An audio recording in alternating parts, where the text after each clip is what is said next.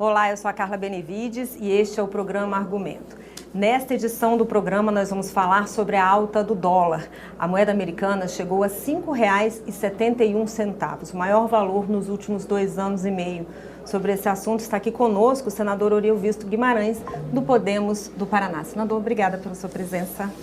Eu é que agradeço, Carla. Sempre um prazer estar aqui com vocês. Senador, na sua opinião, o que o senhor atribui essa alta do dólar tão disparada nos últimos dias? Veja, Carla, a explicação mais óbvia são as críticas do presidente Lula ao presidente do Banco Central. O presidente Lula tem feito uma série de entrevistas, Brasil afora, no interior, na Bahia, em vários lugares que ele está visitando, e reclama o tempo todo de que o juro no Brasil é muito alto, que o presidente do Banco Central tem lado político e que as coisas vão indo mal porque não foi ele que nomeou o presidente do Banco Central. Isso é muito ruim, isso é péssimo. Por que isso é ruim, por que isso é péssimo? Primeiro porque isso não é verdade. Isso não é verdade. O presidente Lula ou está muito enganado ou está sendo excessivamente político e, da mesma forma, está faltando com a verdade.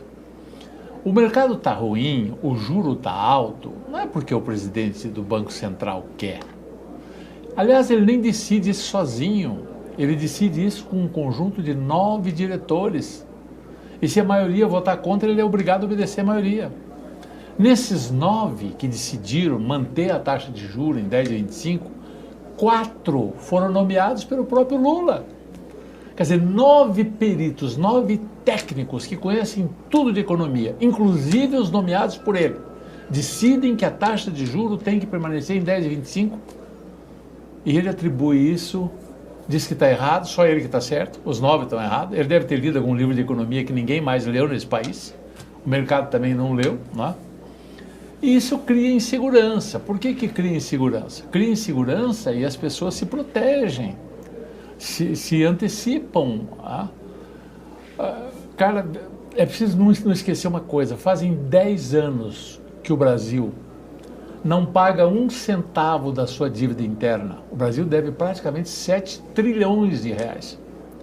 E tem que girar essa dívida a cada 4 anos. Então está sempre emitindo papel, está sempre tomando dinheiro. De quem que ele toma dinheiro? De fundo de pensão, seu, meu, de poupança, de todo mundo. Emprestamos dinheiro para o governo para ele bancar a sua dívida. Ele não paga nem a dívida, nem o juro da dívida. E o que é pior, cara, ele gasta todo ano mais do que arrecada. Arrecada mais de 3 trilhões por ano, gasta tudo e ainda fica devendo mais um pouco. Então você imagina uma pessoa ou uma empresa que fazem 10 anos que não paga aquilo que deve, não paga o juro daquilo que deve e além disso faz mais dívida nova. É o tal do déficit primário, antes do juro. É claro que as pessoas começam a desconfiar e dizem assim, esse cara não vai pagar a dívida. Se ele não vai pagar a dívida, para mim emprestar o dinheiro para ele, eu vou querer um juro muito alto, porque o risco é muito grande. Então o juro no Brasil está alto por causa do déficit fiscal, não é por causa da política monetária, não é por causa do Banco Central. O responsável pelo déficit fiscal é o Lula e ele quer colocar a culpa no presidente do Banco Central. Aí é claro, cria mais insegurança ainda, porque todo mundo acha que ele vai gastar mais ainda, aí o dólar sobe, aí o que acontece? O dólar subindo. O efeito imediato de subir o dólar é tudo que é importado vai subir. Gasolina, por exemplo, vai subir daqui a pouco. Ou a Petrobras vai começar a ter prejuízo. O pão, tudo vai subir se o dólar sobe tanto assim. E aí o que acontece? Vai ter mais inflação. E se tiver mais inflação, o que o Banco Central é obrigado a fazer? Porque a missão do Banco Central é segurar a inflação. É constitucional isso. Aumentar a taxa. Ele tem que aumentar a taxa de juros. Quer dizer, as críticas do Lula provocam aumento do dólar e provoca aumento da taxa de juros. Ele tinha que dizer o seguinte, eu vou economizar, eu vou cortar gastos, eu vou ter superávit primário, eu vou dar lucro no fim do ano, eu vou ter dinheiro para pagar as contas. Aí o dólar ia baixar. Senador, alguns economistas falaram que essa subida do dólar ela foi disfuncional, que ela contrariou alguns boletins, como o Boletim Focus, e o próprio presidente hoje disse na Bahia que essa subida do dólar foi um ataque especulativo. Queria que o senhor comentasse isso. Isso é uma declaração política sem nenhum fundamento. vou te dizer o seguinte, o dólar no dia 31 de dezembro custava no Brasil R$ 4,93. Hoje você mesmo disse que ele bateu 5,71. Isso significa que no primeiro semestre desse ano ele subiu 15,1%. 15,1%. O dólar Petax subiu um pouco mais, mas não vamos entrar em detalhe técnico. 15% em números redondos. Nesse mesmo tempo, veja, tem outros indicadores. O Ibovespa teve uma fuga de capital, ou seja, gente do estrangeiro que vinha aqui, comprava ações de empresas brasileiras, como a Petrobras, como qualquer outra empresa brasileira, privada ou pública, tiraram do Brasil, de medo da situação fiscal do Brasil, 42,4 bilhões de reais. Saíram. Tudo isso é gente que, para tirar o dinheiro daqui, ele faz o quê? Transforma o real no quê? Em dólar. Então é fuga de dólares. E além de fazer com que a Ibovespa caísse 7%. Então é uma situação bem mais complexa do que falar em ataque especulativo. Quem é que tem interesse em especular com o real? Ninguém tem interesse nisso, é bobagem. Em 5 dias, o dólar passou de 5,44 para 5,71, nesse espaço aí de 5 dias. Isso para o mercado financeiro, senador, como que é isso para o mercado financeiro? Tem muita gente que fala que essa oscilação tão alta destrói o mercado financeiro. Eu queria que o senhor falasse um pouquinho sobre isso também. Olha, mercado é mercado, né? A gente sempre pergunta, quem que é o mercado? Parece que o mercado é uma pessoa. Não, o mercado não é. O mercado é o resultado da ação de todos os agentes econômicos. Agentes econômicos brasileiros e internacionais. Nós somos uma economia integrada no mundo. Nós recebemos montes de dinheiro de investidores estrangeiros. Tem muito dinheiro circulando pelo mundo procurando oportunidade de investimento. E eles vêm para cá, acham que a Bolsa Brasileira, por exemplo, que as ações brasileiras estão num preço bom, eles compram. Se eles começam a ter dúvidas sobre a capacidade do país de honrar suas contas e acham que a economia vai se desorganizar, eles retiram o dinheiro, eles saem. O próprio mercado, os próprios fundos de pensões e tudo mais, eles têm que ter segurança onde é que eles vão aplicar o dinheiro deles. As pessoas físicas, ninguém quer emprestar para alguém que não paga as contas. Aí você me pergunta assim, mas isso tem solução? O Brasil vai conseguir de algum jeito pagar essa dívida? Veja, isso é uma solução a muito longo prazo, não vai pagar do dia para a noite. 7 trilhões que ele deve não vai pagar do dia para a noite. O que o governo tem que mostrar para o mercado se acalmar? Que ele está fazendo superávit, tá? Que todo ano ele vai ter um pouquinho de dinheiro para ir amortizando essa dívida. Se ele mostrar, isso se chama que está convergindo a dívida para um valor, um percentual do PIB menor do que é o de hoje. Hoje é 70%, tem que baixar isso para 50%, coisa que vale. Aí tudo bem, o juro abaixa, o governo consegue alongar a dívida e a economia cresce.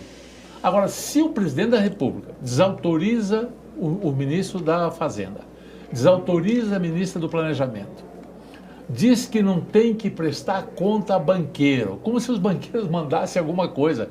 O mercado é muito mais complicado do que banqueiro. O banqueiro é um mero intermediário, ele pega o seu dinheiro, o meu, de quem deposita lá e aplica. E ele tem a obrigação de aplicar bem. E que ele tem que dar satisfação aos pobres. Mas a maneira de dar satisfação ao pobre, qual é a melhor maneira de dar satisfação ao pobre? É criar emprego, criar muito emprego. Só que o Lula quer fazer isso gastando dinheiro público. Não é mais assim. Isso pode ter sido verdade lá atrás, no tempo do New Deal, no tempo depois da crise de 29. Hoje em dia, não.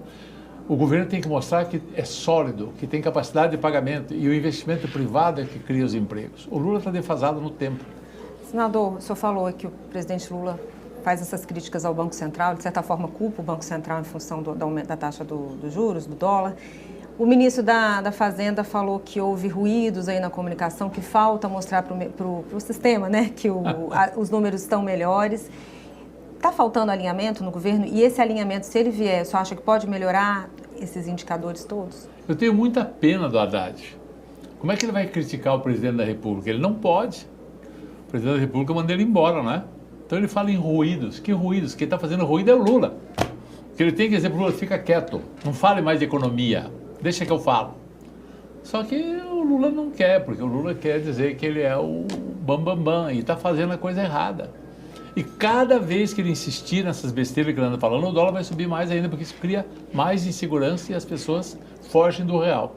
Para você ter uma ideia, o real caiu mais frente ao dólar do que o peso argentino. Nós estamos perdendo para o peso argentino. Não que o peso argentino valha menos que o real, não. O peso argentino virou pó, não vale nada.